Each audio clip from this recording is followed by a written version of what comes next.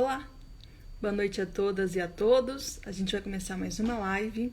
Hoje nós temos uma convidada muito especial e um assunto muito urgente de se conversar, né? Cada vez mais é uma pauta necessária nas nossas discussões. Daqui a pouco a nossa convidada tá aí, e aí eu a chamo. Enquanto isso, vou trazendo alguns lembretes. A primeira coisa é que tá rolando um mini curso. Na verdade, está rolando a chamada de um mini curso que vai acontecer no dia 30, 31 de agosto e 1º de setembro. É um curso que será ministrado por mim, Pira Maria Laura Pozobon Spengler. O mini curso, porque são 6 horas, né, 2 horas por dia, chama Livro de Imagem e Livro Objeto. O que são e como mediá-los? É uma proposição, né, que nós fizemos em prol das pessoas em situação de rua, nesse período muito frio que nós estamos passando.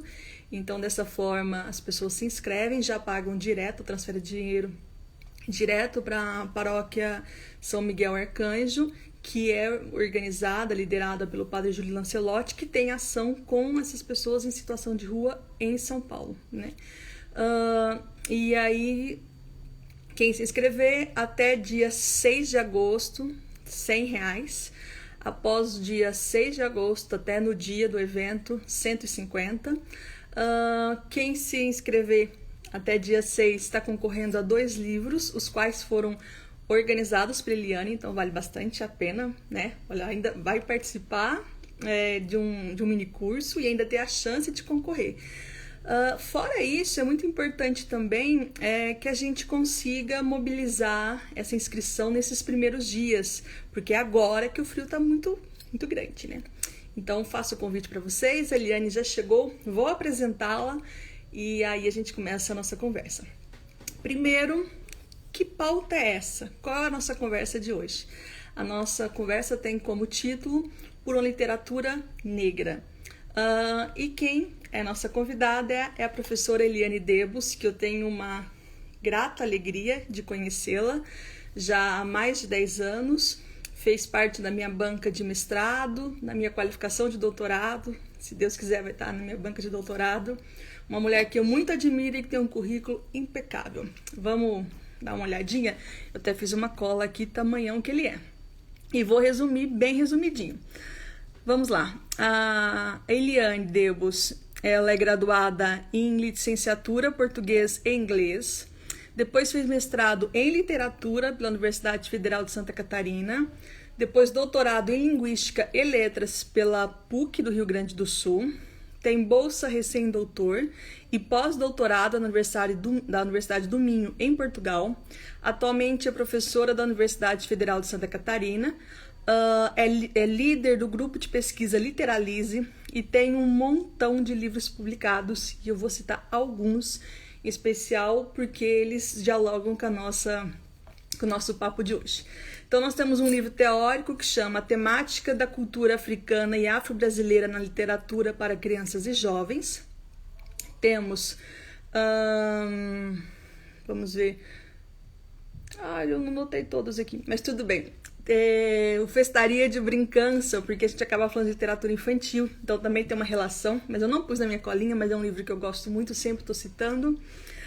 Antonieta e Triolé, poemas, poemas de Cruz de Souza, vamos ler, que foi recém-lançado esse ano. Vou convidar então a Eliane e a gente já conversa.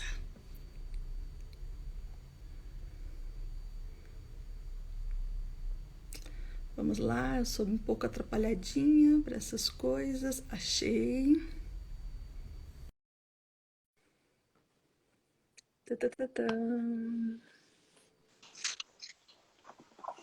Oiê! Tudo bom, Juliana? Tudo bem com você? Como tá o frio aí? Frio, muito frio. O sul tá muito frio. São Paulo também tá frio, né? Tá bem frio nos últimos dias. Mas eu acho que não tá tão frio aí não, mas tá bem Não, friozinho. aqui tá bem frio, tá congelante. Eita, nós. Então, nós vamos ter uma conversa bem quente hoje, né? Uma conversa afetuosa que fala de um tema muito caro e muito necessário cada vez mais, né? Que a gente pensar a nossa diversidade de modos de ser, a nossa pluralidade que nós temos, né, no nosso país. E eu começo, então, fazendo uma pergunta para você. Você, uma mulher negra, que tem um trabalho lindíssimo enquanto professora, enquanto pesquisadora, escritora de literatura infantil. Como esse tema, né, da literatura negra, pensando na literatura africana, na literatura afro-brasileira, como isso está presente na sua vida? Ixi, Juliana, eu hoje quase que integralmente, assim, né, em todas as minhas ações, todos os meus trabalhos, quando eu penso a literatura para a infância, quando eu penso a literatura como um todo, enfim, né, meus projetos de extensão, projetos de pesquisa, tudo envolvendo, né, e agora as minhas orientações também de mestrado, doutorado, pós-doutorado, quase todas estão voltadas para esse recorte, né, eu tenho, sim, como a minha própria produção demonstra, eu tenho um percurso pela literatura para a infância, mais de 30 anos, então já me debrucei sobre várias pesquisas, né, e também oriento outras pesquisas, mas eu tenho feito esse recorte mais específico nos últimos 18, 15 anos, muito mobilizada pela Lei 10.639, e também por um puxão de orelha de uma colega, Vânia Beatriz Monteiro da Silva, colega da UFSC, que hoje é aposentada, e ela disse, nossa, nessa tua mala, eu andava sempre com uma mala, né, de livros, e ela disse, nessa tua mala tem tantos livros com personagens negras, né, e por que tu não faz um levantamento? A lei tá aí, né, isso era 2004, 2005.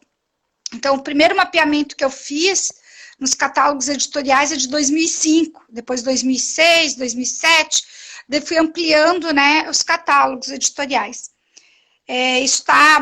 Muitos desses materiais estão online, que fui apresentando em eventos, né, mas eu posso dizer assim que eu respiro o tema, né, como respiro a literatura, quase que 100% do dia. Hoje acho que é o terceiro trabalho que eu estou fazendo, e é sobre o tema, enfim, né? A minha aula hoje, os estudantes da graduação do curso de letras estão aqui, alguns também assistindo, então eu tento integrar da melhor forma possível e na dimensão maior possível, né? Nos projetos de extensão, pesquisa e ensino. Que maravilha. E aí, eu gostaria que você já comentou sua trajetória como professora, como pesquisadora, quanto isso tem tornado um acento cada vez maior nas suas pesquisas, no seu trabalho, na sua fala. Mas eu queria também saber um pouquinho, ou melhor, que você contasse um pouquinho para quem está nos assistindo e vai nos assistir, porque a gente vai torcer para ficar gravado, sobre 2 livros de literatura infantil que você escreveu e que está dentro desse guarda-chuva que nós vamos conversar hoje. Então, eu tenho 4 livros para infância, né? E os 2 últimos, então, sobre a temática negra. Um é sobre Antonieta de Barros, primeira mulher negra no país a se eleger, num momento em que se eleger deputada, né? No momento em que pela primeira vez a mulher poderia votar e ser votada. Uma catarinense. Tento contar um pouco aqui da história dela. Eu sempre digo que é uma biografia literária, né? Porque eu não marquei, embora exista toda a discussão que a própria biografia já pode ser ficção, né? Mas a gente sempre tem essa coisa, a pessoa viveu, tem uma história, mas quando eu trago essa questão da literariedade é porque as informações mais de datas, pormenores, eu coloco como paratexto, eu tento não inserir na narrativa, né?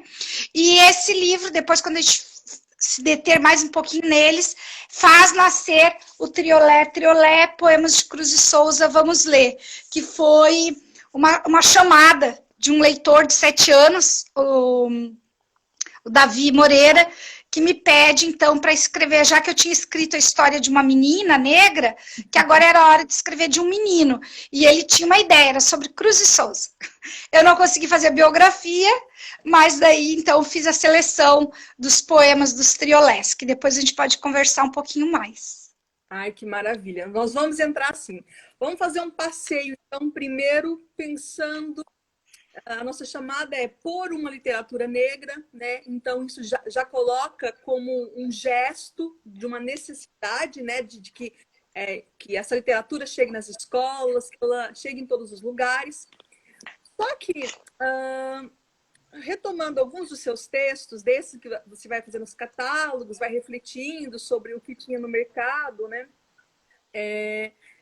Eu recolhi aqui que você faz alguns apontamentos dizendo que certos textos, mesmo que muitas vezes bem intencionados, eles cometem certas escorregadelas, né? E que trazem preconceitos velados, como nas ilustrações de um livro muito trabalhado, né? Que é A Vida Bonita do Lado, né? Essas primeiras ilustrações, você traz no texto que eles eram carregados de certo preconceito, né? E vai explicando.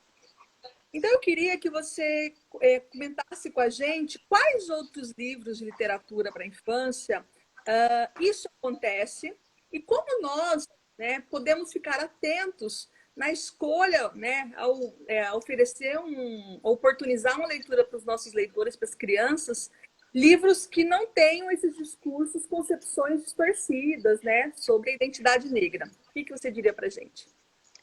Então, eu acho que tu pega alguns textos que eu escrevi lá em 2010, 2012, eu acho que eu até fui bem leve nesses textos, né? Boa intenção, tem até um ditado, né, de boa intenção inferno anda cheio, né? Um ditado popular, mas é por aí. Mas mesmo. É um pouco de educação acadêmica, né? A gente não usa esses termos. Mas veja, ali eu faço análise de alguns livros. Então, eu esqueci até o nome dos autores, mas, por exemplo, Conceição de Vila Rica, Rufina. Eu trago vários livros para a infância, que é Meninos e Meninas Negras, né, na literatura para a infância. Acho que está na revista Perspectiva. E eu lembro que nesse levantamento que eu fiz, eu peguei alguns livros, né? E um deles foi Menina Bonita do Laço de Fita, mas é para além da ilustração, né, Juliana? Porque, assim, nós temos alguns termos que até a década de 80 nós usávamos, assim, com tranquilidade. Por exemplo, mulata, né? O termo mulata, as mulatas do Sargentelli. Então, década de 70 e 80 eram termos corriqueiros no vocabulário do brasileiro, né? Hoje os estudos têm demonstrado aí o quanto tem uma carga pesada nessa palavra, a questão da mulher negra servir aos homens brancos, né, no sentido de mula, principalmente no período da escravização.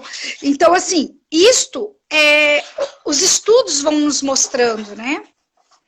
Eu sempre comparo com os próprios programas infantis. Alguns anos atrás tinham apresentadoras que andavam quase seminuas nos programas para a infância. Hoje é inadmissível, mas tudo isso se configura a partir do momento que a gente vai estudando, vai se apropriando dos conhecimentos, né? E na questão étnico-racial, eu vejo que é isso também. A gente vai se apropriando, as leis também vão se anunciando, né? E vão criando as obrigatoriedades e a gente começa a parar para refletir sobre esse acervo. Então, se a Menina Bonita do Laço de Fita, ela é um livro que é histórico, porque, veja, na década de 80, a maioria das vezes, quando a criança negra era representada, ou era no período da escravização, ou no pós-escravização, mas na questão da pobreza, vinculada à miséria, né? A subalternidade, quando adulto. Então vem uma menina bonita, né? Toda representativa. Mas veja, ali tem várias questões, né? Eu não faço toda essa análise, mas a professora Maria Nória, professora, escritora, pesquisadora, né, Maria Nória de Oliveira, já na dissertação dela faz esse levantamento da questão da própria identidade dessa criança vinculada à cor, à tinta, à cor, né, do preto e não da negritude, enfim, essa questão da miscigenação ali, então vamos nos misturar, que daí pode ser que nasça um mais pretinho, né, na história do coelho. Então tem todas essas questões assim, que muitas vezes nós não percebemos porque ficamos encantados, é aquela menina, né, com os olhos de jabuticaba, com uma descrição super poderosa no início, mas o texto vai escorregando. Mas veja, eu sempre olho dentro de um contexto. Então, dentro de um contexto, esse livro, ele teve um papel, né? Teve um papel. Mas o que me causa estranheza é que os professores hoje ainda continuam usando o mesmo livro. E como se nós não tivéssemos todo um acervo e até análise desses livros da década de 80, né? E as escorregadas que eles dão. Então, o Menino Marrom, que é amigo a gente poderia dizer amigo do menino rosado, né? Porque daí, em contrapartida, tem um menino branco que é rosinha. E porque ele, na adulteza, o homem negro vai gostar de cachaça, outro de vinho, de samba e outro de música clássica, né? Não é invertido, então são estereótipos que se estabelecem. E eu não vejo como velado, eu acho que são estereótipos que estão ali, estão explícitos. Mas nós, na cordialidade brasileira, né, que diz, a Eliane não é negra, é moreninha, e assim a gente entra nessas questões, né, da negritude, veja, estes livros também, muitas vezes, são levados como exemplares, enquanto nós já temos outros, né? Mas não desmereço no sentido do contexto em que foram escritos e do contexto em que estavam. Se formos pela própria teoria literária, né, a estética da recepção nos diz que pode haver esse desacordo com o tempo, a obra pode deixar de interessar até pelos movimentos sociais, pelas leis, e é muito do que acontece com estes livros, né, e com outros também, do início do século XX, né, que é esse distanciamento não só temporal, porque daí diríamos, Machado, por que Machado ainda nos diz, né, e outras obras? Porque ainda nos diz, sim, e não afetam, né, nenhuma lei, nenhum documento. E quando eu falo a Lei 10.639, que depois a gente pode até entrar um pouquinho, de 2003, ela é uma extensão da LDB, então nós estamos falando da Lei de Diretrizes e Bases, quer dizer, a lei que orienta aí a educação do país, né? Está lá a pluralidade cultural, optando por um caminho antirracista, né? Quando a gente pensa em pluralidade cultural. É verdade. Tem um trabalho da professora Cláudia Nigro, da Unesp de São José do Rio Preto, com a Luciana Passos, em que elas pegaram a Menina Bonita do Laço de Fita, mas Black Power, Mundo do Black Power. De Taió, é a Luana Passos, né? Luana Passos, irmã do Leandro. Elas duas juntas fizeram um trabalho em que elas apresentam, era uma formação de professores, mas tá no YouTube e tal, em que elas vão mostrando, bem, se aqui existe, né, aqui mostra esse protagonismo, essa personagem. Mas mais do que me impressionar a obra da Menina Bonita do Laço de Fita ainda seduzir tanta gente, né, e muitas vezes ter essa dificuldade de perceber ali, né, esse discurso. Um livro que eu sempre falo dele é A Bonequinha Preta. 38, e eu já taquei no Google, printei. Tem gente que diz assim, o melhor livro para trabalhar, juro, tem printado, o melhor livro para trabalhar o Dia da Consciência Negra. E aí vem as orientações, faça assim, leve uma bonequinha negra para dentro da sala, coloque uma mala e o livro junto. Como se isso formasse leitores e como se isso trouxesse qualquer tipo de representatividade. Né? Então, eu acho que é um livro, assim... Eu falo tanto dele que eu acho que devo ser a maior divulgadora do tanto que eu falo desse livro. Tu está trazendo um bom exemplo de um livro que, de imediato, ele é aceito, né? Sem muito pensar, sem muita crítica, e principalmente porque veio como fazer. O que eu vou fazer com a literatura, né? Não pelo texto literário. E também a menina, o Bonequinha Preta, né? Agora, a Menina Bonita do Laço de Fita, é que se for ver, a Ana Maria Machado, ela usa recursos ali da repetição, né? Que é se repetir. Qual é o segredo para ser tão bonita? Enfim, esse recurso, na construção textual, ele chama. Pode ver, qualquer livro que tenha essa estrutura acumulativa, ela de imediato pega o leitor, né? A facilidade até da leitura, porque ela vai se repetindo. Então, tem essa jogada também, e muito assim, o que eu vou fazer depois? Então, como tu disse, vai lá, coloca no Google a Menina Bonita do Laço de Fita, a Bonequinha Preta, estão lá, tem toda uma atividade a ser realizada. E isso acaba cativando o professor, né? Conquista o professor aquela tarefa já pronta. Eis o problema, né? A facilitação, às vezes, provoca esses desacordos, né? Acho que a gente tem... Primeira coisa é ler muito, conhecer, né? Ampliar o repertório. Os mediadores, pais, né? Não estou falando só do professor, mas todos aqueles que estão ali envolvidos com a formação dos leitores, né? E aqui pensando as crianças, a gente tem que ampliar o repertório e saber o que tem sido produzido. Como tu já trouxeste, não é porque tem um protagonismo negro, tem uma representação negra, é que esse livro tem uma positividade. Quer dizer, a representatividade está representado, mas esse representado é uma representatividade positiva, né? Aí é que está. É isso. Ali, né? Isto. É isso mesmo, é vinculado à alteridade.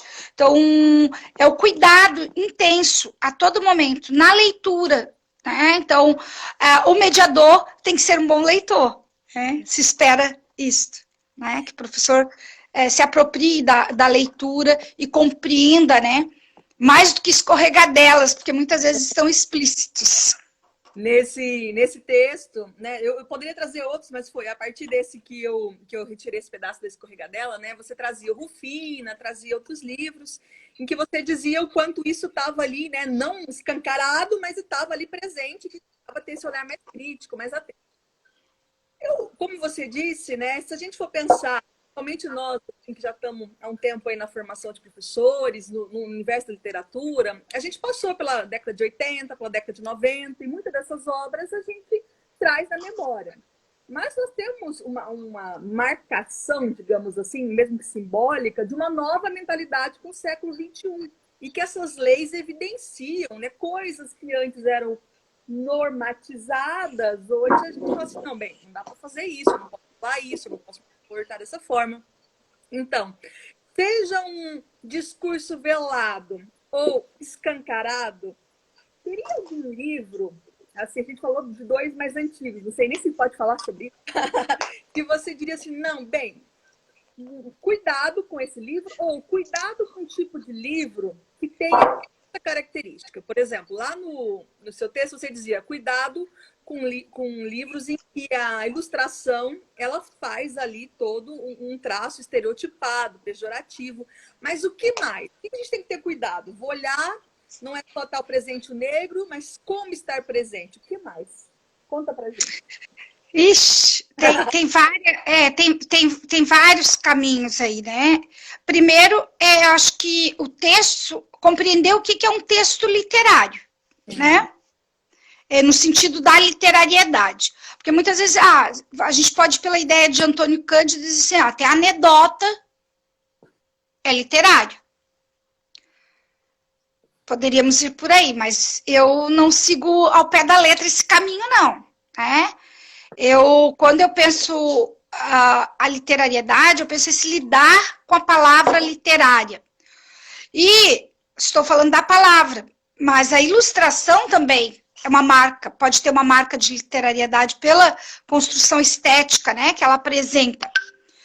Então, ali naquele texto, eu marco assim, a questão da descrição dos lábios exagerados, né?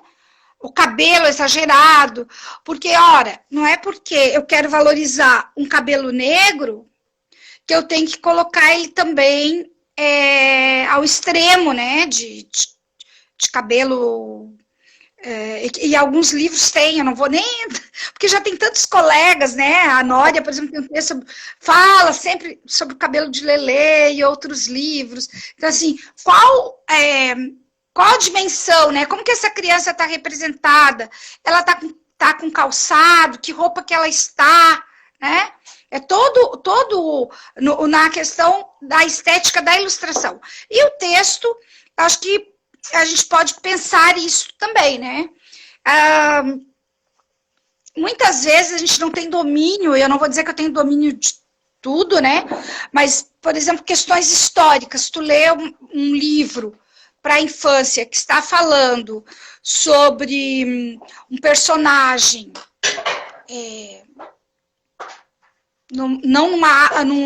num país da África, por exemplo, não vou nem nomear, porque ele pode ficar muito visível aí os textos. Mas, e está lá no século XIX, e ele está com uma roupa contemporânea, peraí, não é? Ou a descrição, tu faz a descrição de uma capital, e naquele período aquela capital nem existia, certo? O nome do país era outro. E a gente encontra livros assim. Né? Então, quando tem um livro em mãos, o livro é um mundo. Aquela ideia que a Marisa Lajolo trazia, né, a orientadora, que a Marisa dizia assim, o texto não é pretexto. Ela escreveu lá em 1982, na verdade, 79, depois foi publicado em 82. Mas o texto de 2009, ela vai dizer, o texto não é pretexto, será que não é mesmo? No outro segundo. Né? E vai trazer o contexto, ela vai rever várias questões, eu gosto muito daquele texto, porque eu acho que a gente pode sempre se rever, né? Acho que a gente pode estar sempre se reescrevendo. Eu sempre digo isso nas minhas aulas, que não é porque o texto está escrito, ele é uma verdade, a gente pode questioná-lo sempre, e até quem escreveu, né? E ela faz isso naquele texto, eu gosto muito. Então, assim, eu posso, a partir de um texto literário, ir para questões da história, da sociologia, enfim, porque eu não estou falando nem aqui da gramática, como geralmente a gente pensava, né? O texto literário não serve para aulas de gramática. Vamos lá. Porque ficava muito vinculado à gramática, né? Principalmente à poesia. Mas a literatura em si, ela nos mostra contextos, ela nos apresenta mundos diferentes. E a partir daí um professor pode trabalhar interdisciplinarmente vários conteúdos. Então, quando eu pego um livro, eu penso sempre para os professores dos anos iniciais que eles têm que dar conta do mundo, né? Que é mais ou menos isso, eles têm que dar conta do mundo. E um livro pode fazer eles atravessar, né, várias portas, várias janelas, abrir, entrar. Então, eu não acho que a gente deva fechar isso. Acho que pode, que é possível, né? Então, a gente tem que, quando pega um livro literário, ver as possibilidades do livro. E se a gente vai estudar esse livro, a gente vê as escorregadas. Né? No grupo de pesquisa, a gente tem feito muito isso, sabe? A gente constrói resenhas, e o ano passado, final do ano, outubro, novembro, nós fizemos leituras coletivas, cada um pegou o livro, fez a sua resenha, livros diferentes, mas todos lemos o mesmo livro. E quando foi apresentado, tinha várias questões que os colegas apontavam, olha, mas aqui está dizendo isso, mas peraí. E livros até que, numa primeira leitura, a gente dizia assim, pô, tá super bacana. Mas ali ele né? Poderia ter avançado. Mas quando é só isso, tudo bem. O problema é quando traz erros conceituais, erros de localização, erros de espaço e tempo. Então, a gente tem que ter esses cuidados, sim. Uhum. Eu tentei várias vezes te enfucando, colocando na fogueira do tipo, cite nomes, vamos colocar esses nomes na roda. Mas mais do que fazer uma sei lá, vamos cancelar esses livros, né? Estilo assim, diz quais são que a gente nunca mais vai lê-los, né? Mas mais para um convite para esse olhar crítico, né? Porque muitas vezes Isso. a gente não percebe mesmo, e aí precisa vir alguém de fora dizer assim, mas você prestou atenção naquela parte? E eu acho, Eliane, que é muito importante, então, a gente pensar em algumas coisas. E você disse sobre elas e eu vou retomar aqui para ir para o nosso próximo momento.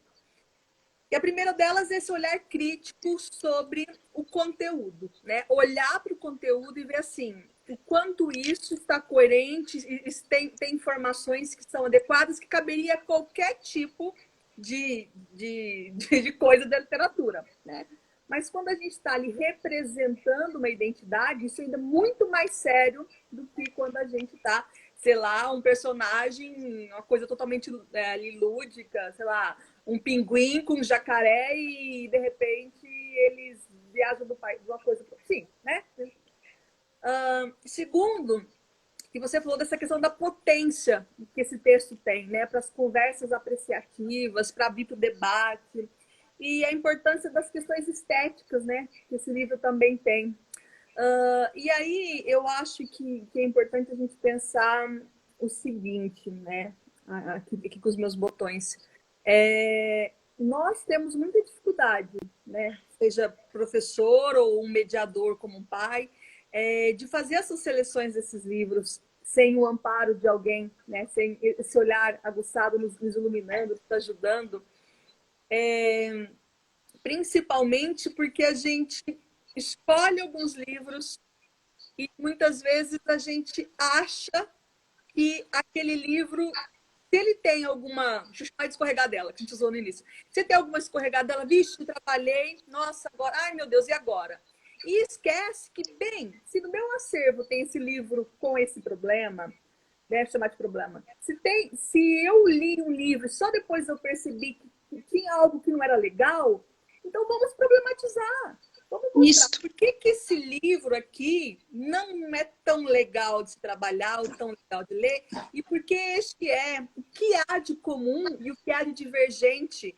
Então, o exemplo do Taió e a Mina Bonita Lasfita. Bem, aparentemente os dois são parecidos, mas não são. E não são por quê, né?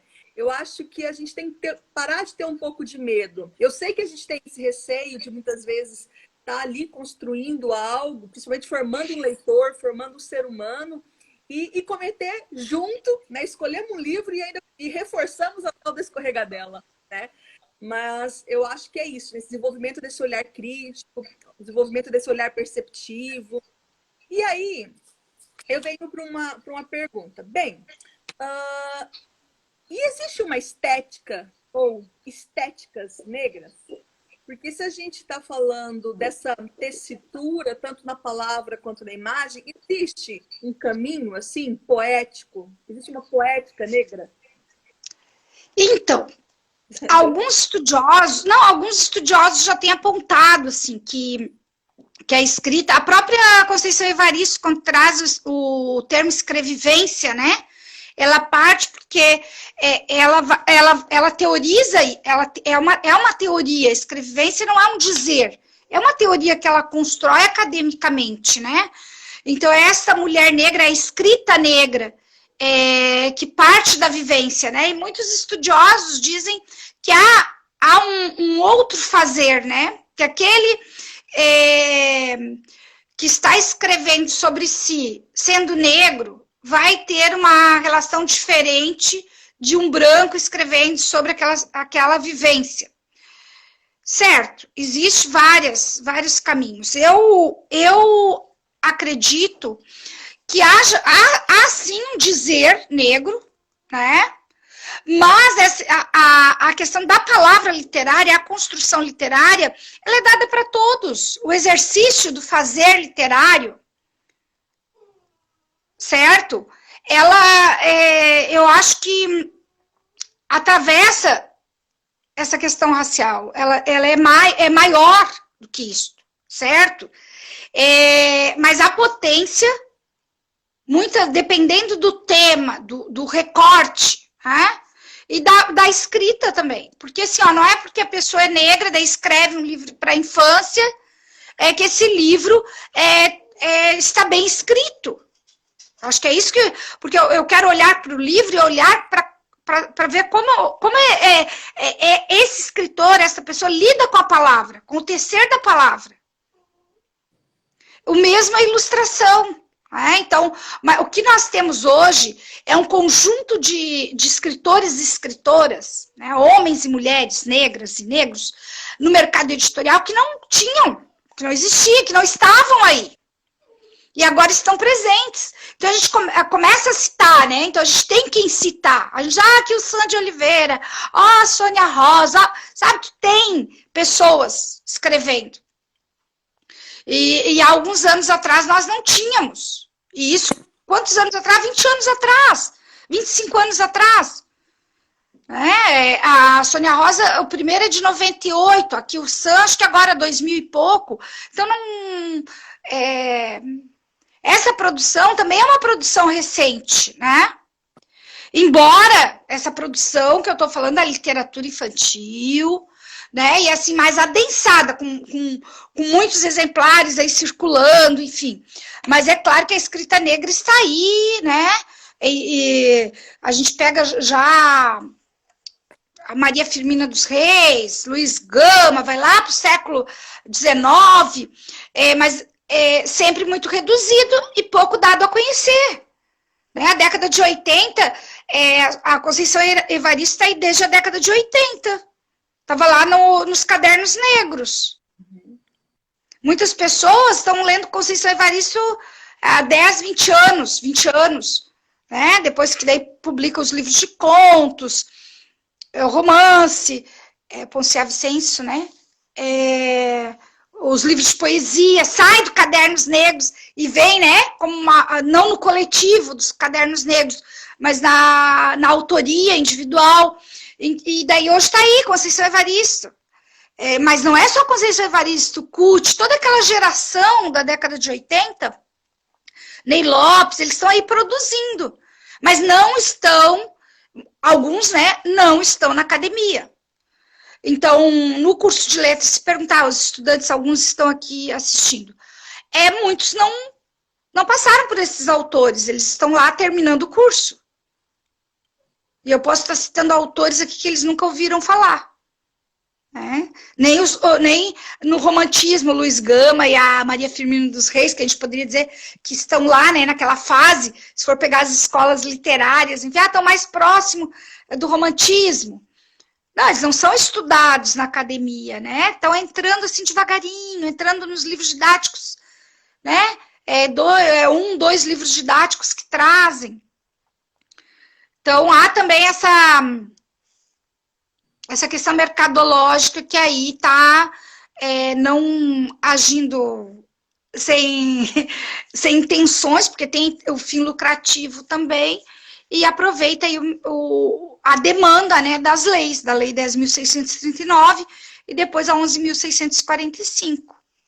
Você acha que essas duas leis, elas, que uma foi, né, abarcando a outra aí, elas têm algum tipo de impacto, você já meio que sinalizou, mas no mercado editorial, pensando na literatura para a infância?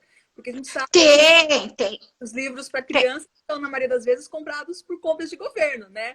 Então, eu tenho uma lei que dispara, né?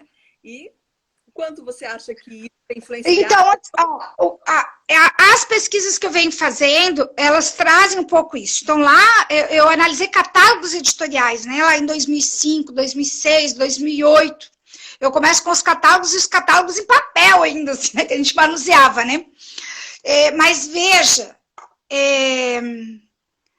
o mercado editorial, ele já se adapta com a LDB em 96, e ali 98, os temas transversais, lembra? Saúde, ambiente, pluralidade cultural. Os catálogos estavam lá, tudo misturado. Daqui a pouco eles se separaram, eles se dividiram nos temas transversais. Quando vem a Lei 10.639, alguns catálogos, 2003, os catálogos ainda estavam muito presentes em papel. 2003, 2004. 2004 eu posso dizer assim, que foi o boom, que daí eles fizeram encartes. Paulinas, FTD, Moderna, Ática, esses livros que entram, essas editoras que entram mais nas escolas, eles fizeram até o encarte, assim. Eles trouxeram os livros que eles já tinham no catálogo, que não eram muitos, e já estavam incluindo, então, essas novas escritas, essas novas produções, né? O Rogério, então, muitos livros que estavam lá, os contos, 3 contos num livro. O Rogério tinha vários livros pela Melhoramentos. Então, aqueles livros saem num único conto, numa única publicação, né? E com bastante ilustração. Enfim, o mercado editorial ampliou. Agora, isso não quer dizer, porque tu vinculou, isso é importante, tu vinculou o mercado editorial à venda para o governo, tá? Mas, se formos olhar os livros do PNBE, Educação Infantil, por exemplo, a Tatiana Mina Bernardes foi me orientando no mestrado, agora está fazendo doutorado, ela fez o levantamento dos livros do PNBE na educação infantil. A gente chegou a dividir, ela não está aqui, ela é melhor do que eu para explicar o trabalho dela, né? Mas o orientador está ali junto. Então, eu posso errar os números. Mas, assim, a gente dividiu na ilustração, primeiro pela linguagem verbal. A gente fez a linguagem visual e a linguagem verbal. Então, na linguagem visual, nós dividimos em coadjuvantes, o protagonista, coadjuvante... esqueci, mas são três etapas.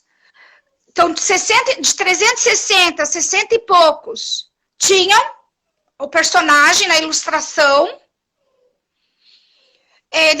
Daí fez essa divisão, coadjuvante, protagonista e não é secundário. Mas... Figurantes. A Tatiana disse Figurantes. Isso, tem gente aí que é do grupo, que está assistindo. Então, figurantes. Aqui.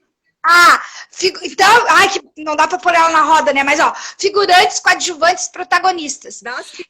Coloco ela aqui para falar também? Se ela quiser explicar, Tati, quer explicar, não sei, também ela pode não estar preparada, né? Assim, às vezes está de pijama. Se quiser, sinaliza aí que eu coloco você em qualquer hora. Quer entrar? Fala um yes aí que eu aperto aqui o botãozinho e você entra aqui. Quem fez o trabalho falar é sempre melhor, né? Mas assim, ela dividiu em figurantes, coadjuvantes e protagonistas. Vai comprovar que protagonista mesmo, sabe quantos foram? 3. Nossa, muito pouco. Tá? E daí a Tati pode dizer assim, dos 3, eu não sei se um era estrangeiro ou 2. E o livro, então, não sei se ela vai entrar, porque daí eu tô falando já. Peraí, vou... Mas ela pode dizer, bota aí, Tati, no chat, o livro, um era estrangeiro, um brasileiro, e o brasileiro, o único que falava sobre o continente africano, que vinha com máscaras. A Tati tá chegando aí, Tati. Tati, já tô lá nos 3. Então, os 3 protagonistas. Um era estrangeiro, o único que tinha temática africana. Diz aí o título. Era o Árvore Maravilhosa. Mas aí era... Não, o brasileiro. O brasileiro é do Ivan Zig. Tantã! Quantos tantãs fazem tuntuns? Isso. Gente, assim, a narrativa, o tantã, tuntum, tantã, tuntum, pode encantar alguém, mas o livro tem um monte de problemas, tá? E foram esses três, acho que foram esses três, né, Tati? Sim, sim. Na linguagem verbal, sim. Na visual, a gente achou um pouco mais, né? Isto. Então, isso já assusta. Quer dizer, num contexto de 69, né? 61. 61. Depois fica 3? Deixa eu te fazer uma pergunta, Tati. A Eliane foi orientando você na pesquisa. Eu fui orientadora, bem que eu podia ser orientanda dela, mas eu fui orientadora. Ela foi orientadora da pesquisa. Na frente, acabou apoiando atrás. E conforme ela foi te orientando, você já devia imaginar que seria mais ou menos assim o resultado, mas você assustou? Como que foi para você olhar ali como uma mulher negra, olhar e falar assim, meu Deus, 3? Como que foi para você ali enquanto pesquisadora? Então, é porque eu tinha um pouco a perspectiva aqui da rede municipal de Florianópolis, que já tem um programa de compras, né? Que daí misturado ao acervo que o PNBE enviava. Então, para mim, né? Enquanto eu estava na escola como professora de educação, eu achava que o acervo era maior, né? E aí, quando eu vi que, no caso, né? E aí a gente foi vendo, foi pegando as listas e foi fazendo as resenhas e a gente foi... Um por um, né, Tati? Um por um. A Tati, assim, ó, foi na... vou no NDI. Não tem tudo. Que é o Núcleo de Desenvolvimento Infantil da UFSC. Não tem tudo. Vou na rede municipal, em algumas creches. Então, assim, ela olhou um por um. A gente não olhou em catálogo ou na lista, não. A gente leu todos os livros. A gente leu todos os 360 e dos 360 a gente tirou, então, os 61 para analisar. E aí a gente, a princípio, 61, né? A gente, achamos, mas aí quando a gente foi analisar realmente a fundo, né? E aí que a gente dividiu entre linguagem visual, linguagem verbal, e pensando na palavra, né? Na história que tem que ser contada, nos assustou bastante. Ter somente 3 livros, né? E desses 3 ainda tem alguns que a gente achava que, né? A forma como foi construída a narrativa estava de uma forma tão bacana, né?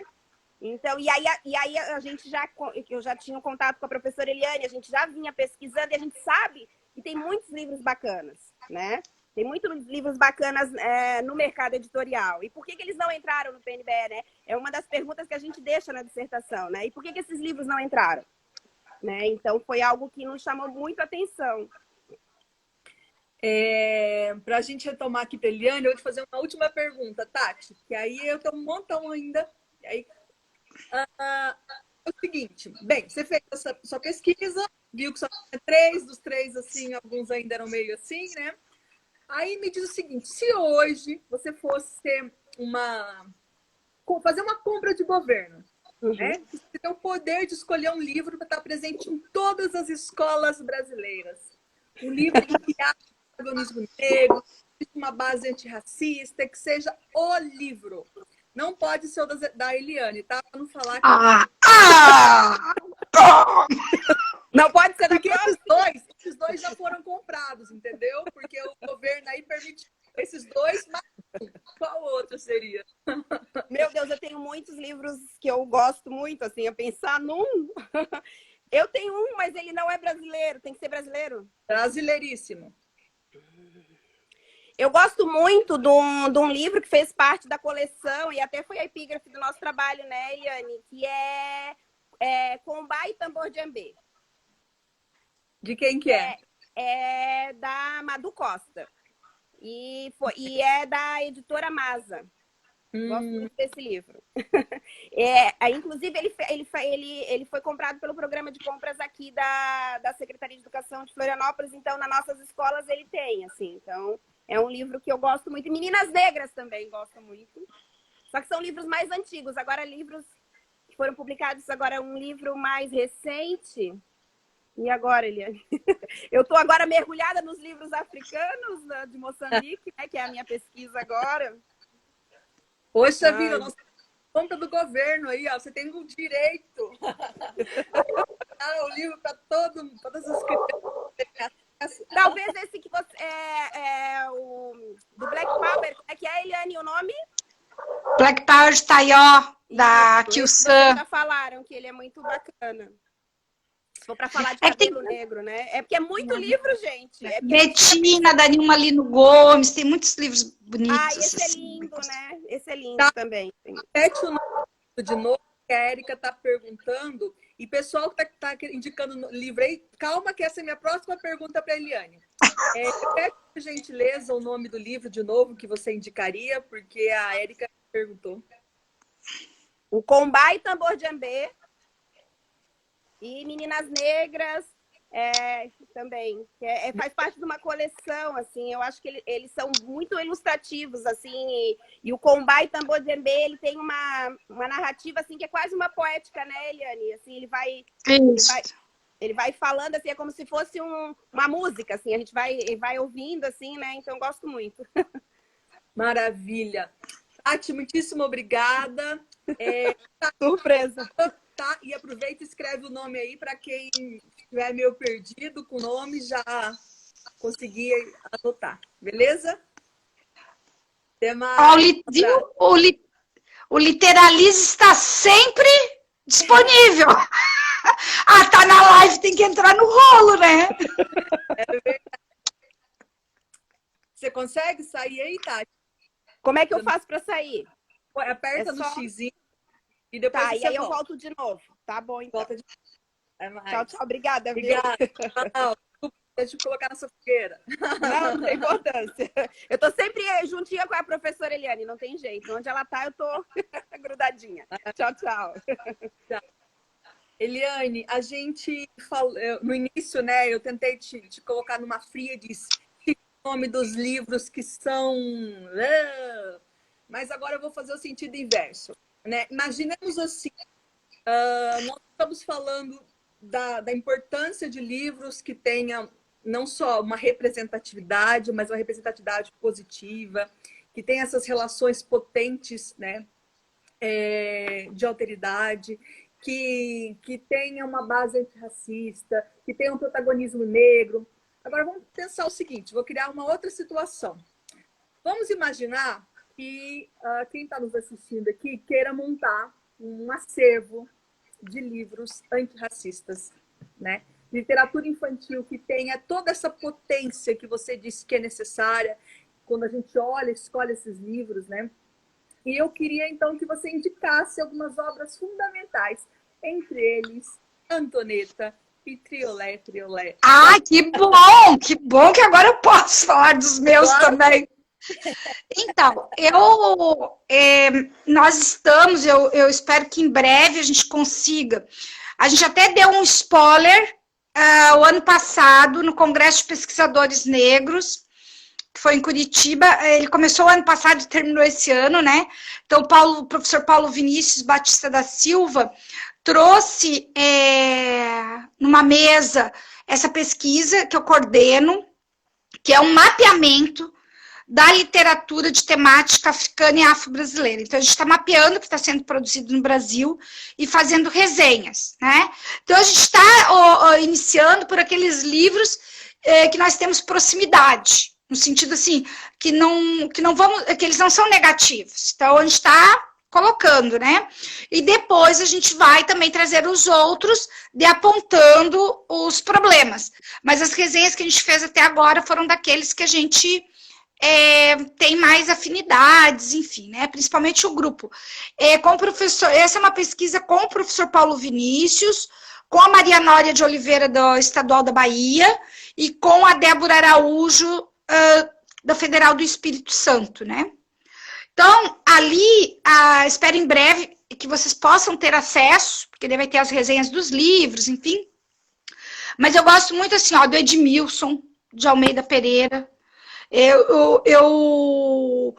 um poeta, né? É um professor universitário, e ele tem vários livros para a infância. Eu gosto quase, eu listaria todos, né? Mas até aqueles que, num primeiro momento, não vejo nada de temática étnico-racial, é porque é um homem negro que está escrevendo, né? Mas a gente fez as ilustrações, as resenhas daqueles que tematizam. Então, ele tem um livro de poemas Rua Luanda, que eu amo, eu adoro. Eu já levei ele para o meu quintal, né? Fazer as leituras dos poemas do meu quintal. Eu não tenho feito livros infantis. Eu leio poemas e, na maioria das vezes, pensando para qualquer leitor, mas tem poemas até eróticos da Elisa Lucinda, né? E eu levei Rua Luanda, porque eu acho que os poemas são para qualquer idade, sabe? Não tem assim, a criança vai ficar desconfortável. Não, são poemas belíssimos, né? Rua Luanda, Os Comedores de Palavras, todos do Edmilson, né? Ele tem um sobre Congado, O Reizinho do Congo, Congado para Crianças. São todos livros lá de 2006, 2007, sabe? Ele tem produzido bastante pela Masa. E esse Rua Luanda, ainda vem o livro do professor, assim, com reflexões, sabe? Tem o livro literário e um livro, daí a gente pode chamar de paradidático, né? Que ele orienta o professor para trabalhar aqueles poemas. A Masa não costuma fazer isto, né? Faz o livro literário. Mas são 2 livros, eu estou esquecendo agora. É Rua Luanda e o outro eu não lembro agora o título, enfim. Gosto muito da Sônia Rosa, né? Desde o Menino Nito, Homem Não Chora, que vai trazer a representação negra pelo visual, pela ilustração, sem fazer nenhuma referência na questão de embate racial ou descrever que o menino é negro. Não, é uma família, tu olha, é uma família de classe média, eles chamam um médico em casa, né?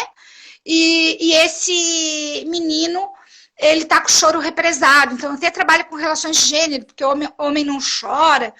Eu gosto muito. Palmas e Vaias, né? Que é aquela menina que tem todo o enfrentamento, aquela personagem que tem um enfrentamento na escola, né? Que é uma festa junina, ela vende as coisinhas para ser prenda, ela vai vestida de prenda e ninguém está vestido de prenda, não, mas de festa junina, né? Ninguém está vestido.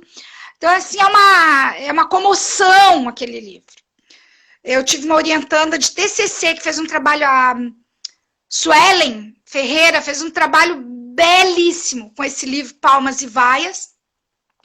E ela tem outros livros, né, que eu gosto também, O Tesouro de Monifa, que daí vai trabalhar com ancestralidade. A Sônia Rosa, ela fez a dissertação de mestrado há pouco tempo, né, então ela cria uma categoria que é literatura negro-afetiva, vale a pena ler a dissertação dela, né. Gosto da Elisa Lucinda, a Elisa Lucinda tem a Menina Transparente, que é o máximo. A Nilma Lino Gomes com Betina e o Menino Coração de Tambor. Então a gente tem a personagem, tem a menina e tem o menino, são 2 narrativas, né? João Rufino dos Santos, Gosto de África, eu gosto muito, que são vários contos.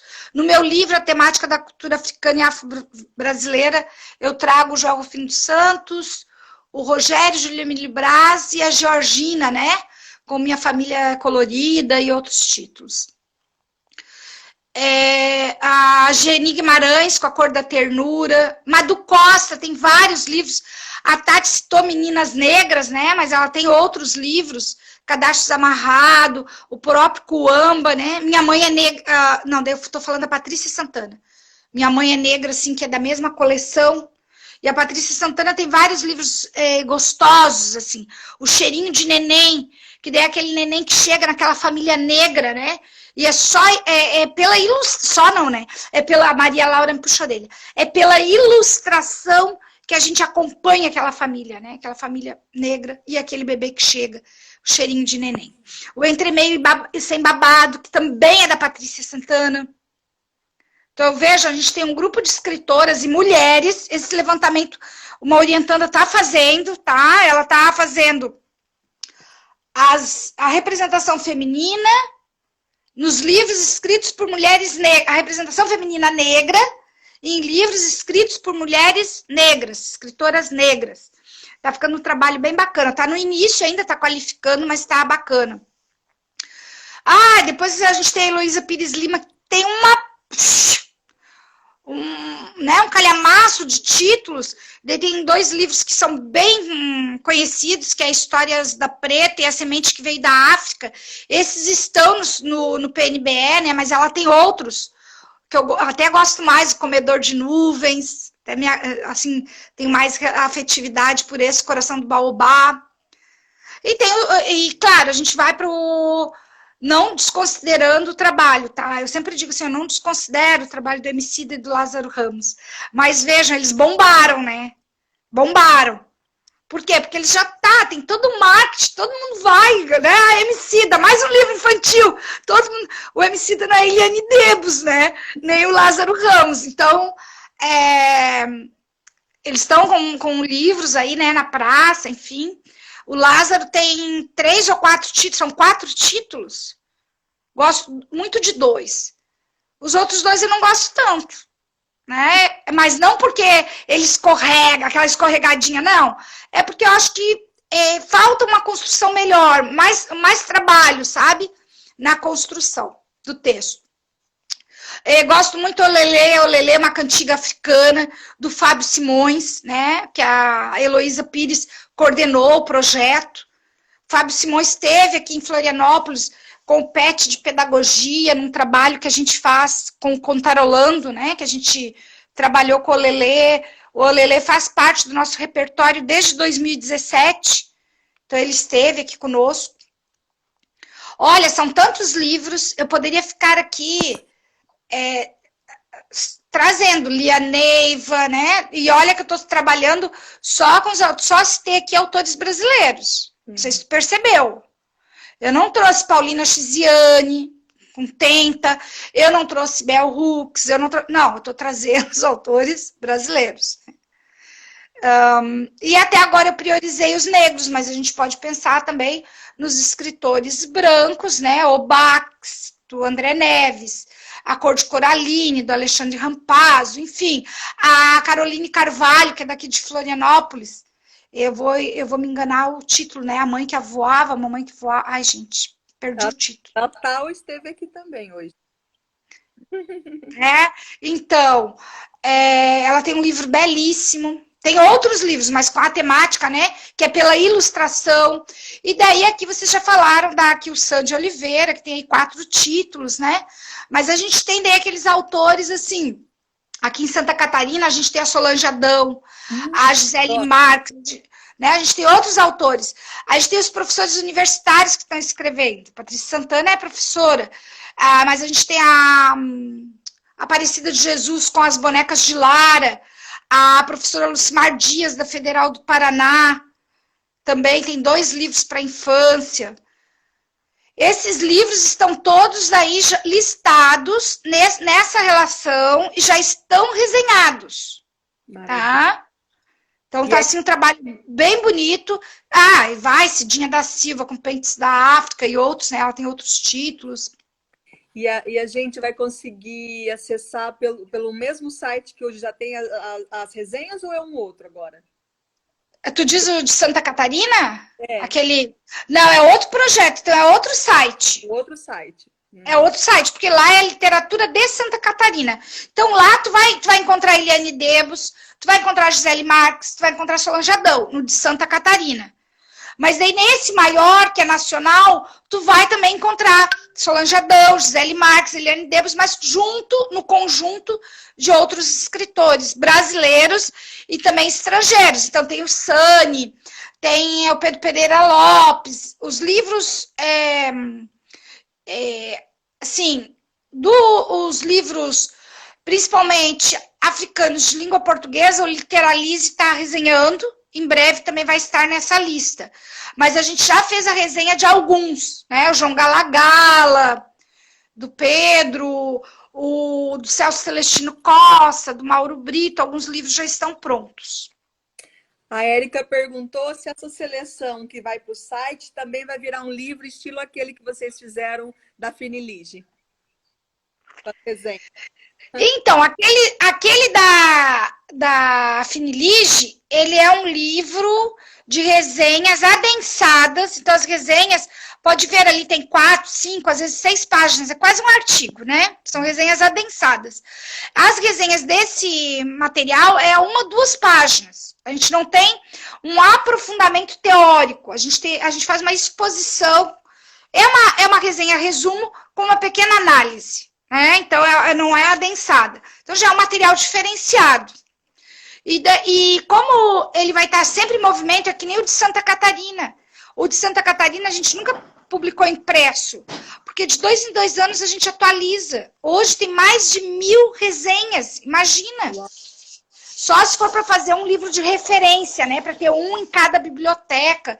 Mas não é um livro, ou para pesquisador, não é um livro para manuseio cotidiano, é um livro de referência. Agora, só para contar assim, eu e a Zâmbia, eu tenho um projeto maior, que é Literaturas de Lá e de Cá, que eu trabalho com as literaturas africanas, fiz um mapeamento das literaturas africanas de língua portuguesa para a infância no Brasil. São mais de 40 títulos, tá? E nessa pesquisa eu acabei indo a Moçambique, em 2018, e trouxe de lá os livros da escritora Angelina Neves, que é uma escritora moçambicana. E ela cedeu os livros em PDF. Então, nós vamos disponibilizar esses livros em PDF. Alguns livros eles têm mais caráter didático do que literário.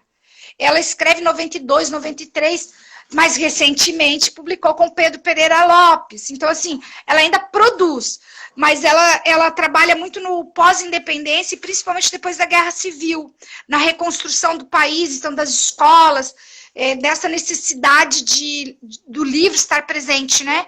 Então, a maioria dos livros eram publicados pela Unicef, Unesco. E daí nós fizemos já a resenha de 27 livros e vamos colocar no ar o site com a biografia dela, com os livros em PDF, entrevistas, estamos reunindo entrevistas de diferentes lugares para colocar no site, e o livro está saindo, daí esse a gente fez assim, a gente vai disponibilizar a resenha uma por uma, que nem está no outro material, mas a gente daí fez um livro, deu 60, 70 e poucas páginas, eu e a Zâmbia organizamos, com as resenhas do grupo, do Literalize, dos livros da Angelina Neves. Isso está saindo agora em setembro. Daí a gente vai colocar, vai ser um livro eletrônico, então de PDF a gente vai colocar aí no mundo. Quem quiser ter acesso, né? Daí vai poder ter acesso ao material, que é bem bacana. Eu tenho uma pergunta aqui que está no nosso chat aqui, mas eu vou dizer que eu vou reformulá-la, eu vou fazê-la e aí eu vou dar uma ampliada. A Jacira pergunta o seguinte: quantos contos africanos já foram identificados através de seus estudos? Aí, você respondeu, talvez algo do tipo: quais livros de literaturas africanas estão publicados hoje no Brasil, né? Você indicaria? Nós fizemos uma lista gigante, né? Eu nem vou anotar tudo, espero que fique gravada, de livros escritos por negros, que tem tudo isso que a gente falou que é importante. Citamos alguns também escritos por escritores não negros. E, ampliando a pergunta da Jacira, eu queria que você indicasse alguns livros de literaturas africanas que a gente encontra hoje no Brasil. Então, primeiro, essa questão dos contos, tá? Tem duas questões aí. Contos africanos contados por brasileiros é uma coisa, né? Então, a gente tem essa produção do Rogério Andrade Barbosa, que eu admiro muito o trabalho dele, né? O Júlio Emílio Braz fez também recontos. E tem vários escritores que fizeram recontos. Mas a literatura africana, e daí aqui eu vou falar de língua portuguesa, né? E daí principalmente Angola e Moçambique, que é onde eu transito mais, e mais ainda em Moçambique, a gente percebe que o mercado editorial, ele tem quase um fetiche pelos contos da tradição. Aquela ideia, assim, dos contos mágicos, né? Das caveiras, como tem, o Pedro Pereira Lopes conta o K9, o Segredo da Caveira. O Júlio Emílio Brás também já recontou, já o Rufino dos Santos também. Sabe, é um conto, né? Cada um localiza num espaço e tempo e traz esse conto. Mas é quase um fetiche o mercado editorial priorizar os contos da tradição. Mas o que eu queria dizer é que nós temos muitos escritores africanos de língua portuguesa, do continente, né? E também de outras línguas, escrevendo literatura contemporânea, poesia para criança, né? Então, assim, não fiquemos cegos pensando que as literaturas africanas, e daí de língua portuguesa, né? Só trazem contos da tradição. E aí isso o mercado editorial tem nos dito muito, né? Porque é isso que tem chegado. Além do Beijo da Palavrinha, que eu acho que está entre os 5 livros que eu mais amo nessa vida, e assim, que eu me emociono profundamente, e o Gato Preto, que eu também sou...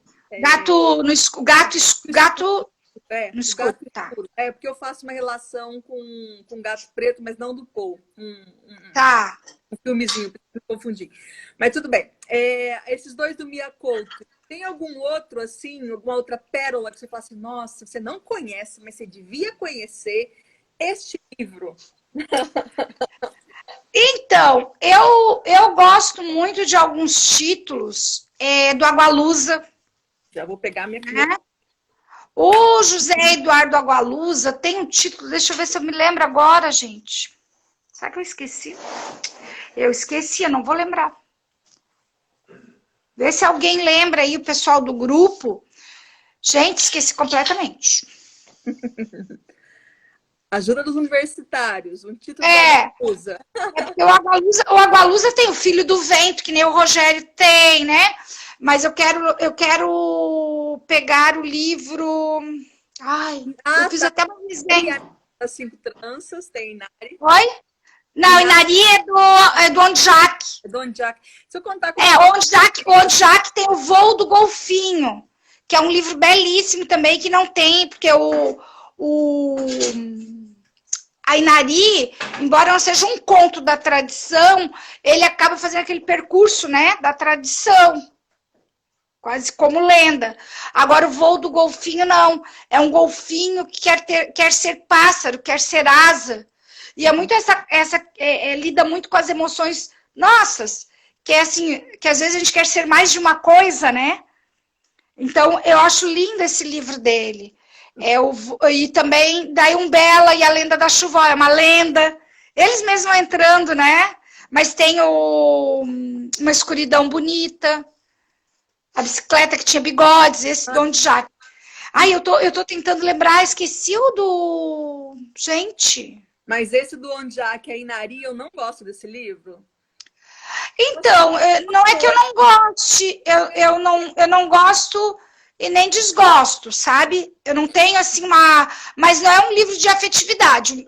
Os meus livros de afetividade dele é Uma Escuridão Bonita e O Voo do Golfinho, Umbela, né? A Lenda da Chuva, eu gosto muito do Umbela, até pelos trabalhos que professores realizaram na rede municipal de Florianópolis, sabe? Que me encantaram com esse livro. Eu levei o livro, mostrei para as professoras e elas fizeram um trabalho, assim, quase um trabalho ímpar. E daí eu até escrevi um artigo sobre, sabe? Porque ficou muito bonito o trabalho, muito bonito mesmo.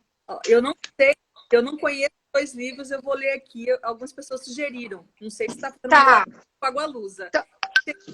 Estranhões e Bizarrocos. Mas nós não temos no Brasil esse livro. Eu tô falando dos livros que tem no Brasil. Esse livro só se foi publicado agora. E tem um outro aqui que é o Bueti e o Mar. Não sei se nem pronuncia assim. É Nietzsche. É esse livro que eu queria falar. É Nietzsche e o Mar.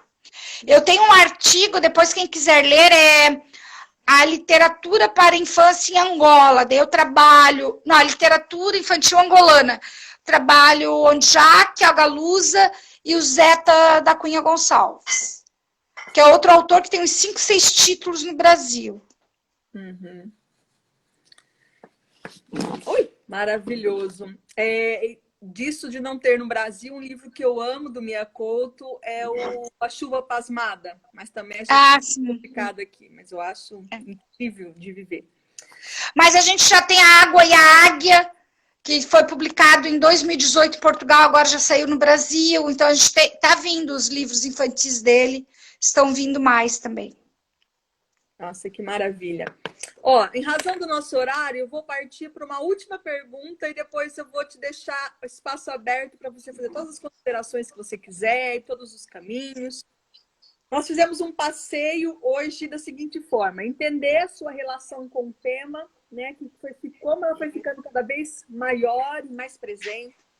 Depois nós fomos ali tendo livros que apresentam de uma maneira mais velada ou totalmente escancarada, né, um tipo de discurso preconceituoso e o quanto a gente tem que ter muito cuidado com isso. Tentei tirar mas no final entendeu quais são, então, esses critérios que a gente tem que ter cuidado. Depois, nós percebemos sobre essa estética e o que seria isso, né, do estética negra, se é escrito ou não, como que é. Passamos também para entender quais livros poderiam constituir, né, um acervo de uma biblioteca antirracista, e aí você sugeriu vários títulos que eu nem consegui anotar, espero que fique gravado, ali de autores negros, autores que não são negros, mas também abordam a temática negra, fez essa diferença entre os contos africanos, os que são recontados e os que são escritos mesmo, né, ali. Fizemos esse último levantamento aí de autores africanos de literaturas de língua portuguesa ou que são traduzidos, né, em língua portuguesa, que estão presentes no Brasil. Eu acho que isso já dá um grande help, né, para quem estiver assistindo, a grande maioria são professores e pesquisadores que possam ali enveredar os seus estudos. Mas muitos de nós aqui são formadores, né? Sejam diretos ali como professor em sala de aula ou de outras formas possíveis. E eu queria, você pode escolher, pode ser os dois, pode ser um só dos seus 2 últimos livros, ou do menino ou da menina, né? E eu gostaria que você nos desse algumas dicas, pudesse falar, eu sei que não é assim, não é um manual, não é um guia, não é nada disso, mas que você nos desse possibilidades de alargar o nosso olhar para trabalhar com um livro tão potente como esse seu, né? Então, vamos supor que todos os que estão assistindo tenham lembra que da compra do governo lá, que eu disse que podia... Todas as escolas compraram Antonieta ou do livro da Cruz Esposa. Todas têm. Agora, esse professor tem esse material potente em mãos, mas fazer o quê? Como potencializar essas conversas, como trazer o melhor, né? Uma vez que a nossa pauta é pôr uma literatura negra, se nós temos esse livro na mão, e agora, José? O melhor, e agora, Eliane? O que fazer? Olha, então, eu vou pensar um pouquinho de cada um, assim, bem rapidinho, né? Como eu disse, eu trago um paratexto, é uma cronologia, né, da vida da Antonieta, enfim, apontando, assim, todas as etapas, assim, quando nasceu, o percurso dela na educação, o percurso dela como escritora, como deputada estadual. Então, aí o professor pode, viajar, né? E tem as referências também para pesquisa. Porque, além do texto, eu acho que o professor tem que investigar, né? Investigar quem é essa mulher. Então, o paratexto já é um anúncio e tem os livros para pesquisa. Eu fiz isso também no livro do Cruz de Souza, porque acredito que isso seja necessário. Quer dizer, tu lança pistas, só um pouquinho. Tu lança pistas para que o professor dê continuidade a esse trabalho, né? No caso da Antonieta aqui, eu acho que tem várias questões que podem ser pensadas, que é a questão da escravização. Então, essa mãe, né, que é uma negra livre, quer dizer, mas já foi escravizada. Então, até esse processo, né, desse contexto, eu acho que é importante. Desde porque a gente tem que pensar assim, ó, eu posso trabalhar esse livro com os pequenininhos. De como eu vou trazer tudo isso? Olha, eu posso até fazer um jogo dos 7 erros, pegar 2 imagens, né? Pegar 2 imagens e fazer o jogo dos 7 erros, que eu sei que tem professores que fizeram quebra-cabeças com imagens da capa, enfim. Muitos professores trabalharam, e deles me mandam, né? Professores da rede estadual e municipal aqui de Florianópolis, de Santa Catarina, mas mais de Florianópolis, assim. Nós tivemos em 2019, quando ainda teve carnaval, né? Carnaval de 2020 ali, uma escola de samba, alguém pode até dizer qual é a escola aí, que eu não lembro. O tema foi Antonieta de Barros, né? Então a professora trabalhou a música do samba, da escola de samba, trabalhou um curta, a gente tem um curta catarinense disponível no YouTube sobre Antonieta de Barros. Ela trabalhou com as crianças esse curta, acho que o curta tem uns 30 minutos, ele não é longo. Também professores do oitavo ano trabalharam com esse livro. Eu ainda, na pandemia, fiz trabalhos online, né, com adolescentes que leram o livro. Que é curioso, a gente pensa, é um livro ilustrado, é para criança. Não, é um livro ilustrado para todos.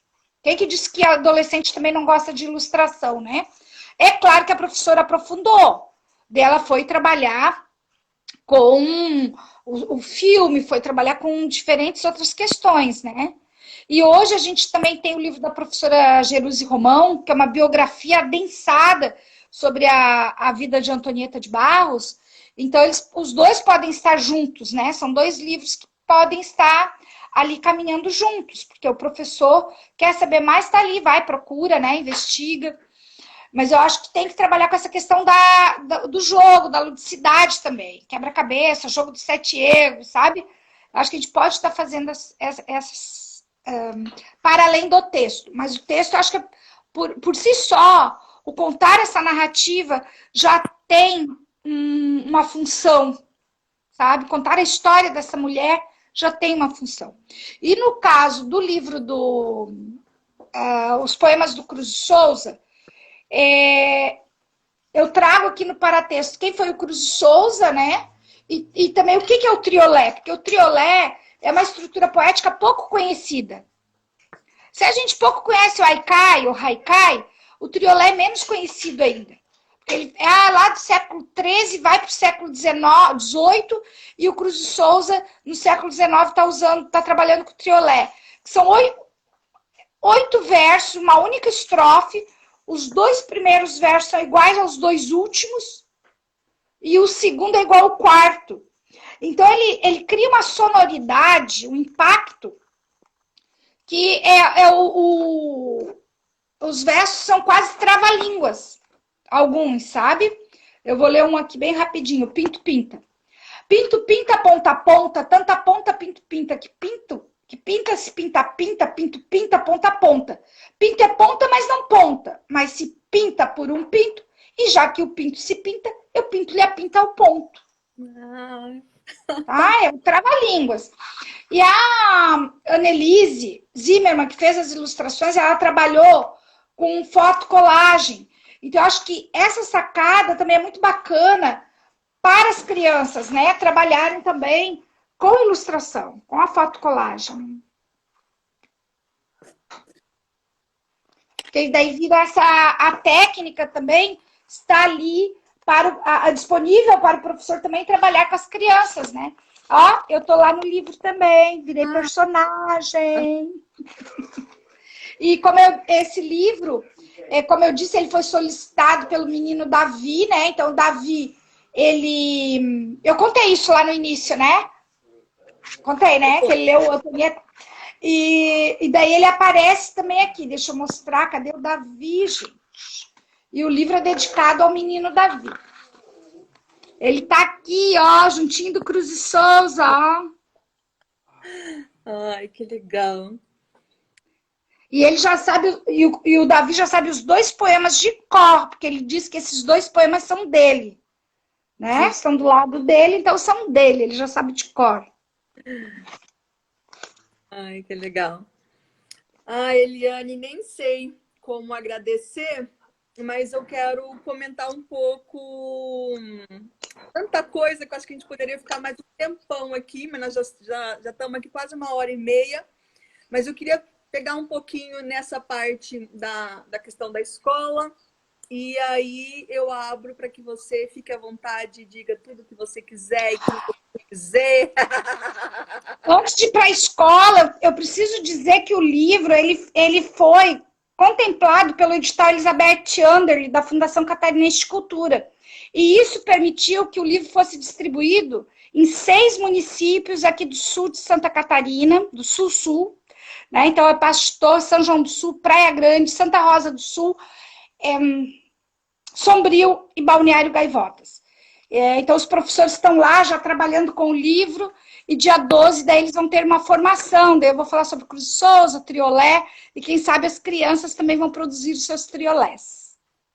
Eu acho que eu vou puxar nesse gancho aí de produzir, né? Eu acho que é algo muito importante quando a gente fala de literatura, não é somente garantir o acesso, democratizar, né? Então, nós fizemos listas e listas gigantescas de possibilidades maravilhosas.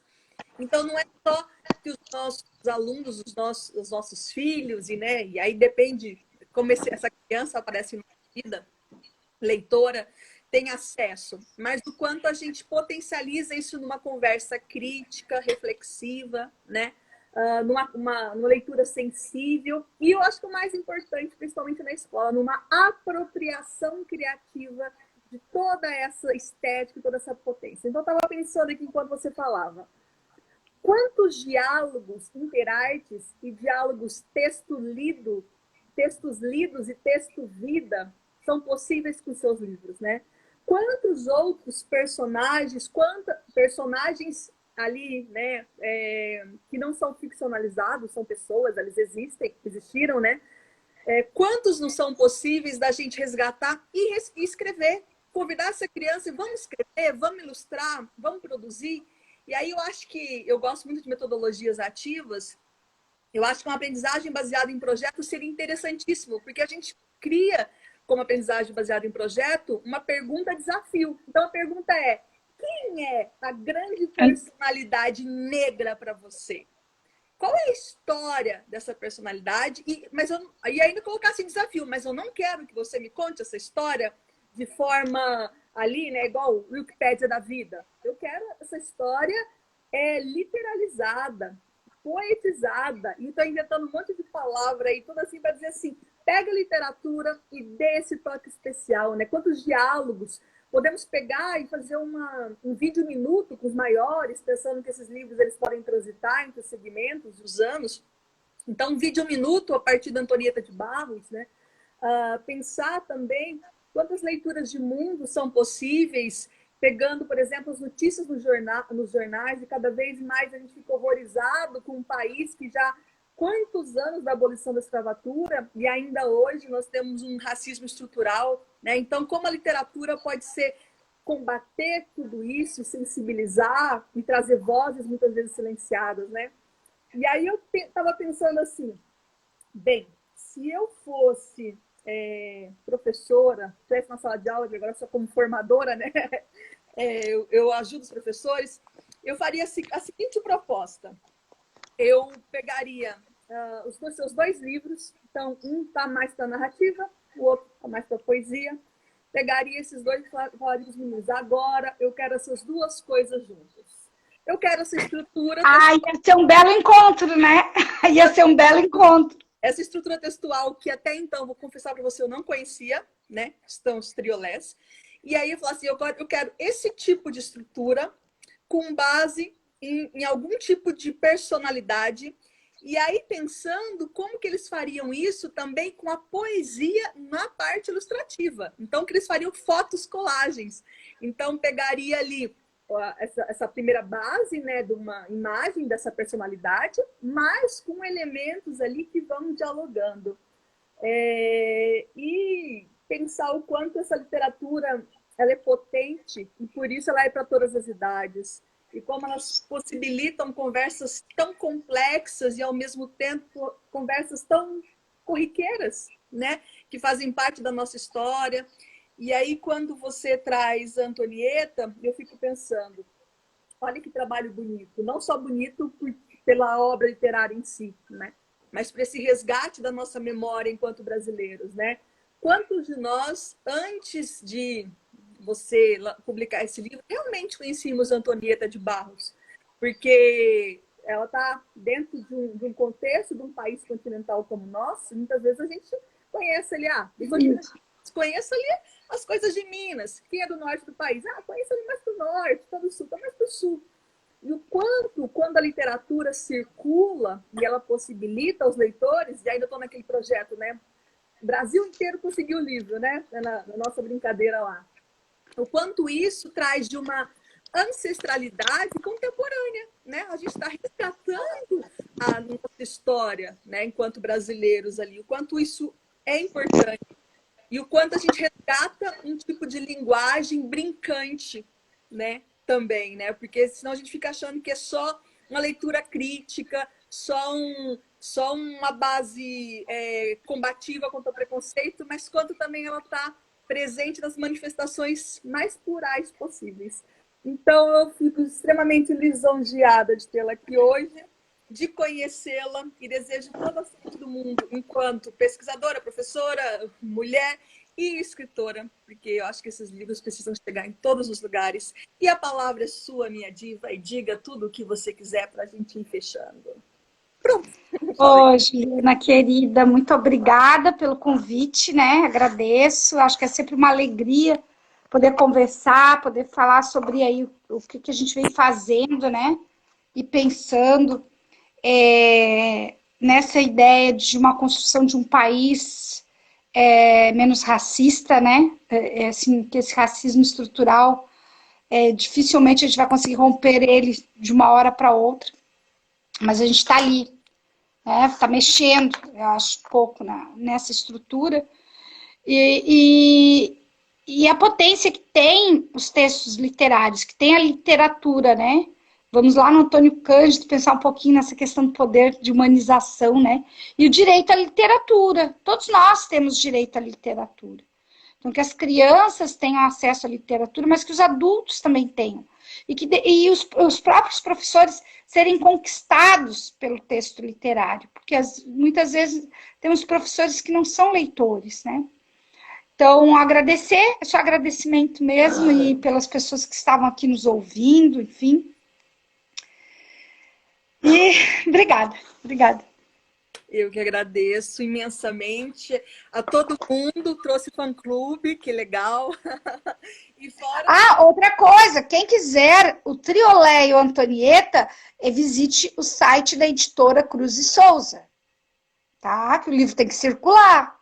Isso aí. E além de falar, né, a respeito de como as pessoas conseguem adquirir os seus livros, conta pra gente também se o artigo que você citou, acho que foi não lembro se foi a Tati, não sei se foi a Carol, comentou que está disponível em PDF e tal, mas existe algum outro texto seu, alguma outra produção que você faça assim, olha, eu acho legal que vocês leiam, porque tem muito a ver do que eu tenho falado, está disponível online, alguma coisa? Online... eu gosto muito do meu livro, que é publicado pela editora Cortez. Circula aí, né? Quem quiser ter o acesso. E os professores da Rede Municipal de Florianópolis, 5.000 professores, têm o livro. Então, eu espero que eles estejam lendo. Que este livro chegou a 5.000 professores. Hoje a editora Cortez ainda me mandou, enfim, um e-mail colocando isso, né? Fiquei muito feliz. PUC, lá na grande Amazon, tem livro capa comum, então dá para comprar, não tá caro, porque eu fui sondar, comprei o meu, comprei outro. Obrigada aí pela dica. Mas eu gosto muito desse livro, A Literatura para a Infância, a Literatura Infantil Angolana, que daí eu trabalho aí com o Ondjak, gosto muito desses textos, com o Ondjak, o Agualusa e o Zeta da Cunha Gonçalves, e trago um pouquinho assim dos livros teóricos, claro, o artigo já é de 2012, então eu trago os artigos teóricos que falam sobre as literaturas africanas, né, os artigos no Brasil, em livros. Fiz um mapeamento dos livros teóricos. Esse que tu citou, que tu trouxe, né, das escorregadelas, que é Meninos e Meninas Negras nos Livros para a Infância, que está lá na editora Perspectiva. Na revista, né? Tem uma análise que eu fiz com a Fábio Cunha e com a professora Joana Célia dos Passos sobre a Betina, da Nilma Lino Gomes, que está na revista Roteiro, eu gosto bastante. Não, acho que é pedagógica, não é na Roteiro, é pedagógica, da UNOESC. Mas eu tenho muitos artigos assim que eu gosto também. Na Cátedra da Unesco, que é uma revista que às vezes não circula tanto, né? Eu tenho um texto que eu gosto bastante, que eu fiz sobre os livros do Pedro Pereira Lopes. Eu trago, eu até faço uma discussão, eu acho que o título eu não vou lembrar, mas é a relação dele com os 3 continentes, porque ele está lá em Moçambique, né? Está no continente africano, ele está no continente europeu, quando a gente pensa Portugal, que ele está indicado, o livro está indicado no Plano Nacional de Leitura, e ele está no Brasil. Então, vou trazendo assim, a potência da produção dele. É um texto de 2018, se eu não me engano. Todos eles estão aí online. E agora, recentemente, saiu, faz um mês, eu, Zâmbia Osório dos Santos e o Etelvino Guila, que é professor da Universidade Eduardo Mondlane, nós escrevemos um artigo sobre a Angelina Neves, na editora da FAEBA. Então, quem tiver curiosidade de saber quem é essa escritora, né, a gente faz uma análise lá de uma coleção de 3 livros de uma coleção. Uhum. E você falou que logo nós teremos acesso a esse monte de resenhas. Você tem o nome do site? Não lembro se eu anotei aqui, se eu perdi. Não, o site eu ainda não tenho não tem, porque ele estava... Eu nem vou divulgar, porque a gente até consegue acessar, mas está tudo muito confuso ainda. É melhor não acessar. Depois porque é bom que já está... Fala que a gente compartilha aqui. Tá. E lá no blog do Literalize, acho que é só... Ai, eu não sei... As meninas podem botar... Literalize no Google, vocês chegam no blog, daí lá no blog tem a publicação do grupo, tá? Então tem vários artigos. Nós recentemente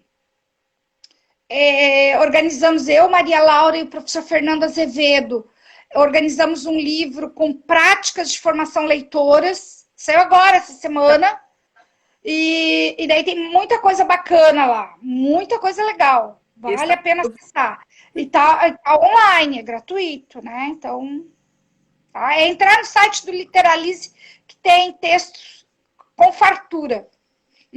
Um monte de gente elogiando a nossa conversa, parabenizando, dizendo que sempre você dá um aulão. A gente já sabia que seria um encontro maravilhoso, porque você é sempre tão potente, traz sempre coisas tão incríveis para a gente. E a Carol faz uma piadinha muito real, né? Que se a plataforma Lattes estivesse disponível, dava uma entrada no Lattes e via sua produção. Mas quem hoje, né, sabe que a gente está, né, nesse momento sem Lattes, entra no Google, digita lá Eliane Debus, quiser dar uma ajuda, coloca literatura negra ou a palavra negra no meio. Vai aparecer um monte de artigos, vai baixando, vai lendo, um puxa o outro, vai nas referências. E que vocês viram aqui fora, esse artigo que já rolou aqui nas conversas várias vezes sobre a literatura angolana. Temos 3 obras muito, muito legais que valem a pena serem lidas e adquiridas. Antonieta, né, literatura infantil. Triolé do... Eu esqueci como. Poemas de Cruz de Souza, vamos ler? Vamos ler. E tem o livro teórico que está lá na grande devoradora Amazon, tá? Em e-book e também capa comum. Tá com preço muito legal, porque eu comprei um outro porque o meu sumiu. E Eliane, muitíssimo obrigada mais uma vez. Seja bem-vinda sempre. Quando quiser conversar, apareça por aqui. E que a gente possa se encontrar logo, presencialmente de preferência. E muitíssimo obrigada. Quer convidar o pessoal para assistir o evento de vocês? Sim.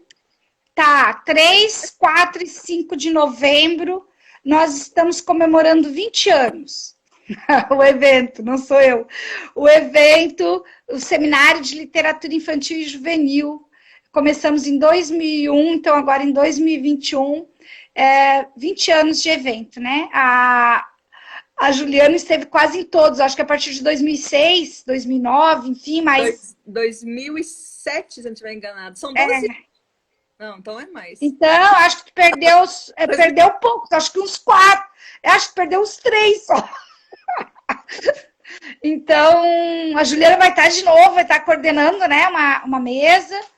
Então, obrigada aí por lembrar, né? Então, este ano não tem comunicações, mas a gente vai ter mesas, mas é totalmente gratuito, e a gente vai divulgar em breve o espaço daí de entrada.